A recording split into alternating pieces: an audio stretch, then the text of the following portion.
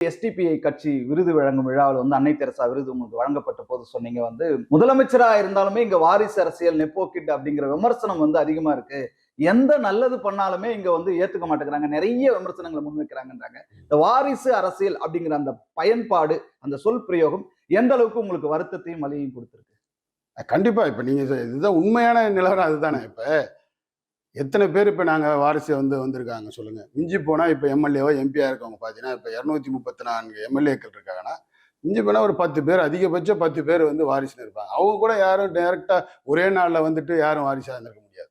அவங்களும் கண்டிப்பா சின்ன வயசுலயே கொள்கை பிடிப்போ இருந்தாதான் வந்துதான் அந்த இதுல நம்ம, அதாவது நான் ஏற்கனவே சொன்னது போல, அந்த மீட்டிங்ல சொன்னது போல, எங்களை பாக்குறதுக்கு ஒரு ஒரு ஃபிளாஷ் லைட் இருக்கும் எப்பயுமே.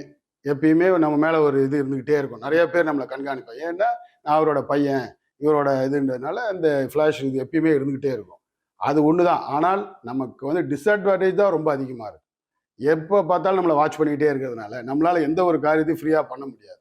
ஏதாவது ஒரு சின்ன பொறுப்பு கேட்கணும்னா கூட நமக்கு பயம் தான். ஏன்னா உடனே சொல்லிடுவாங்க, அவருக்கு என்ன, அவர் மந்திரி பையன், மாவட்ட பையன், அவங்களுக்கு ஈஸியா கிடைச்சிரும் அப்படின்னு சொல்லுவாங்க. ஆனா எங்களுக்கெல்லாம் பார்த்தீங்கன்னா, எனக்கு 46 வயசுல தான் முத பாராளுமன்ற தேர்தலில் போட்டியிடுறதுக்கு வாய்ப்பு கிடைச்சது.